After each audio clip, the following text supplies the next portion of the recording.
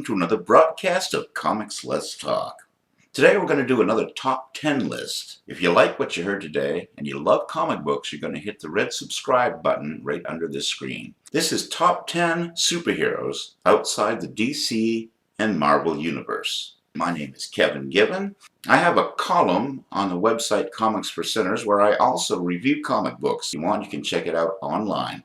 In my column, which is called Given to Me, I usually talk about the production of Carl Vincent Vampire Hunter comic books and the feature film which is being made at this time through Crisp Filmworks. If you'd like more information on Carl Vincent Vampire Hunter, just go to Facebook and like the Carl Vincent Vampire Hunter page, as well as the Last Rites, The Return of Sebastian Facilis page, and you'll be kept up to date on everything Carl Vincent Vampire Hunter. But now, let's get to our list. Ever since the 1940s, DC, then known as National Periodicals, and Marvel, then known as Timely Comics, had a monopoly on the superhero genre. There was some fierce competition, but whenever a company began to overshadow the big two, they would be sued, such as Fawcett's Captain Marvel, and or taken over by the company, ditto on Captain Marvel being absorbed into the DC universe.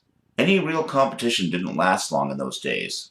Most of the competitors went out of business after World War II, as soldiers who would read comics to pass the time on the battlefield stopped buying comics. Then in 1954, comics were dealt another blow with Frederick Wartham's condemnation of comic books being a bad influence on our kids, which brought about the Comics Code and severe censorship. But in the 1960s, comic books experienced a renaissance, and despite the Big Two's efforts, especially DC, some titles flourished. Charlton Comics began a superhero lineup that included some talent that would become respected icons in the business. And Gold Key, which usually stuck to adapting known franchises such as Star Trek and Twilight Zone, even gave us an original superhero or two such as Solar, Man of the Atom, and Magnus, Robot Fighter. Eventually, the Big Two would once again gain the upper hand as most of Charlton Comics' superheroes were absorbed into the DC universe, and Gold Key simply went under. Valiant Comics would later resurrect Gold Key's characters to mixed success. But despite the Big Two's efforts, some superheroes have thrived outside of their universes. The top 10 superheroes outside of the DC and Marvel universes. At number 10, Aspen Mathers. Aspen Comics' Fathom is a comic book created by Michael Turner and originally published by Top Cow Productions. It debuted in 1998 and was Michael Turner's first creator-owned comic book series. Fathom is currently published by Turner's own company, Aspen MLT. Fathom begins as the cruise ship Paradise arrives in San Diego 10 years after it was reported to have disappeared. A military quarantine is established to cross-examine the crew and passengers. However, no one on board knew that they had been missing.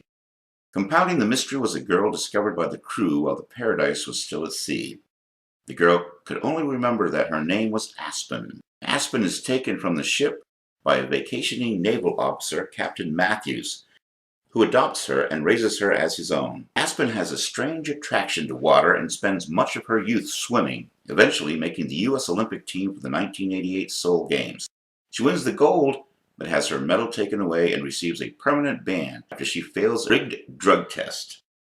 Afterwards, Aspen attends UC San Diego and receives a degree in marine biology. She is then invited to study a top-secret underwater science facility known as the DMD, or Deep Marine Discovery. The DMD is a joint project between the United States and Japan. The facility was built over a strange underwater craft of unknown origin, which both nations study to determine its origin. However, the Americans and Japanese no longer trust each other and rely on an intermediary named Cannon Hawk to share research data. The current Fathom is Volume 6, which is also known as Michael Turner's All-New Fathom, published in February 2017. This includes an all-new creative team: Blake Northcott, writer, Marco Rena, pencils, Mark Rosland, digital inks, and John Starr, colors, also Zen, who does the letters. In this volume, Aspen Matthews inadvertently releases a group of incinerated underwater beings called the Typhos. Her identity is also exposed to the human world, forcing her into hiding. I interviewed Blake Northcott for the website Comics for Sinners, and I also reviewed several of the Fathom comics. Here's my review of issue number 1. Move over, Submariner, Triton, Aquaman. Your male-dominated world of seafaring superheroes is about to be crashed. Here comes Michael Turner's Fathom. Finally, a female seafaring superhero. This is issue 1 of volume 6, and the author is also a woman, Blake Northcott. Now to the synopsis. Here's a fun title filled with catchy quotes and a lot of action. The issue begins with the hero being knocked 600 feet into the air by a blue meanie, water-breathing bad guy. Its narration reveals that this is something that happened in the character's recent past. She's describing the incident to a friend. It seems that her ex-boyfriend had her investigate a strange noise coming from a dark sinkhole. When Aspen went to investigate, the blue meanie, who claims that he's a god, got upset. An argument ensues and the blue meanie pulls out a glaive. Blake must have seen that movie Krull and attacks her with it.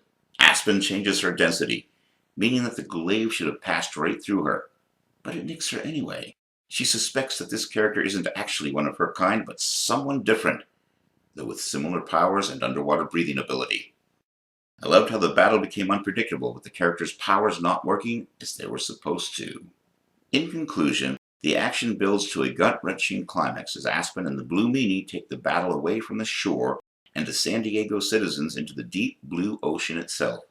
A television helicopter decides to follow them to get the exclusive, only to put itself in harm's way. Aspen notices a tattoo on the blue meanie's chest and decides to see if it means anything. Her search reveals that it's not just there for decoration. To be continued. The number 9 superhero not affiliated with Marvel or DC is E-Man. Now, DC Comics, after Charlton Comics went under, acquired all, or actually most, of their superhero gallery. But they did not get E-Man. After editor Dick Giordano left Derby, Connecticut-based Charlton Comics in 1968, the publisher ended its superhero line. A later editor, George Wildman, persuaded the publisher to try superheroes again, leading writer Nicola Cuddy and artist Joe Staton to devise E-Man. Cuddy said in the 2000s that his inspirations included the golden age of comic superhero Plastic Man, and that he wanted to create a similarly fun and whimsical character. Cuddy also admired Albert Einstein and his formula, E=mc2. He conceived a character who was caught in a factory explosion and became an energy being that could take any form of matter. When he shared this idea with artist Joe Staton, Staton felt the origin was too similar to that of Charlton's Captain Atom, the atomic accident origins that had been used by Marvel Comics editor Stan Lee. Inspired by the works of Arthur C. Clarke, Cuddy created a new origin that made E-Man a packet of sentient energy created as a star went nova. Cuddy asked Staton to draw the costume, only requiring that the character not wear a cape and that the formula E=mc2 be his chest emblem. Staton based E-Man's face on that of actor Roger Moore, making him appear heroic but somewhat generic, so frequently used in other superhero costumes.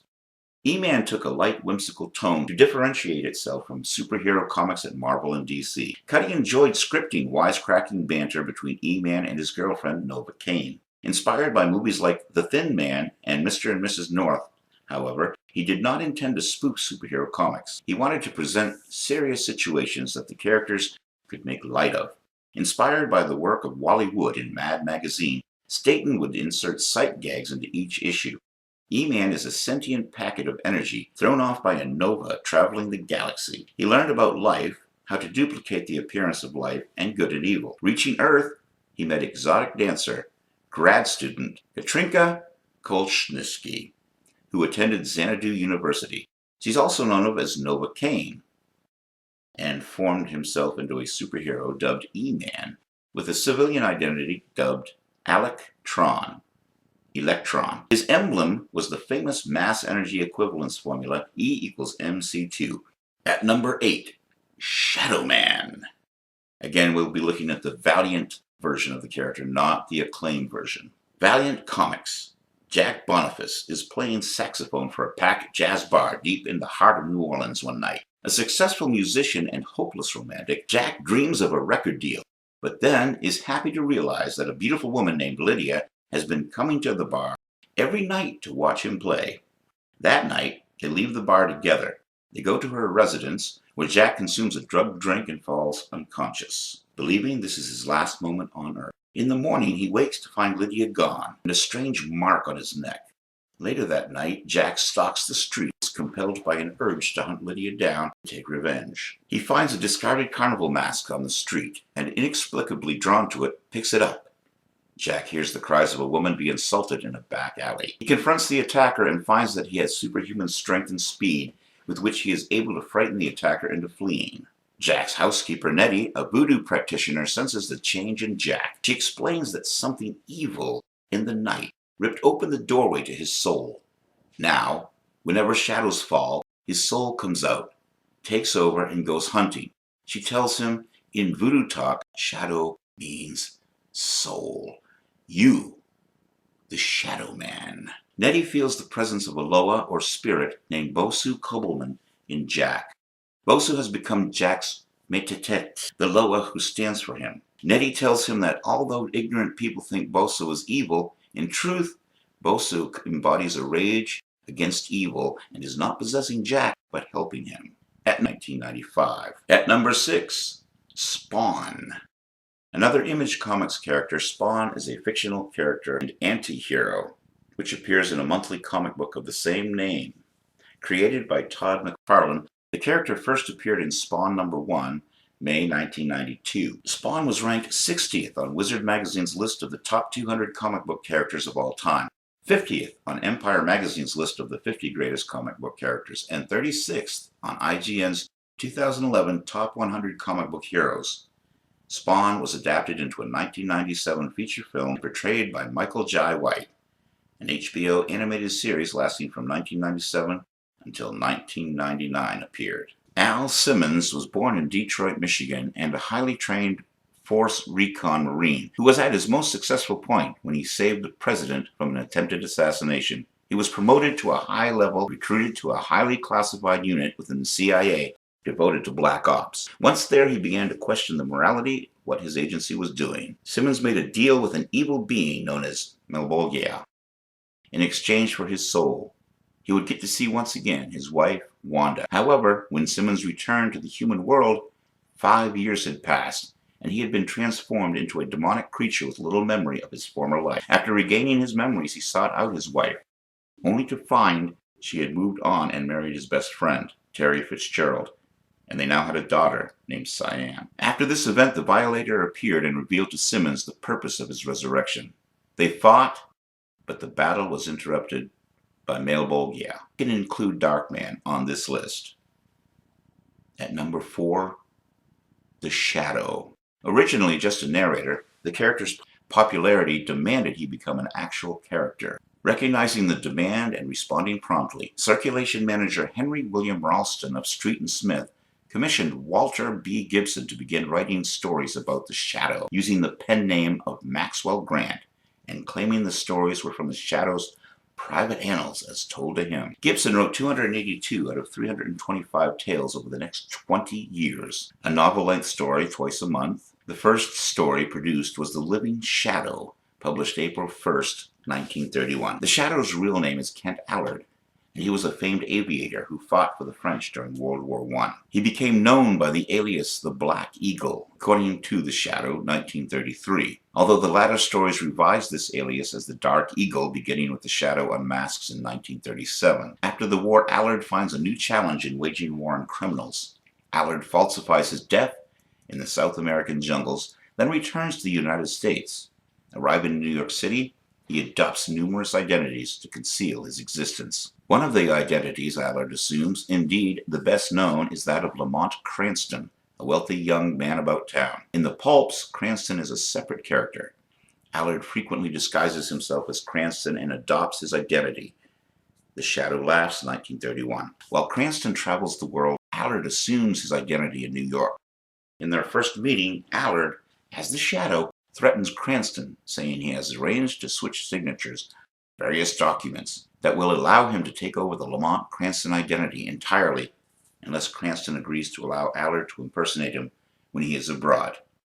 Although alarmed at first, Cranston is amused by the irony of the situation and agrees.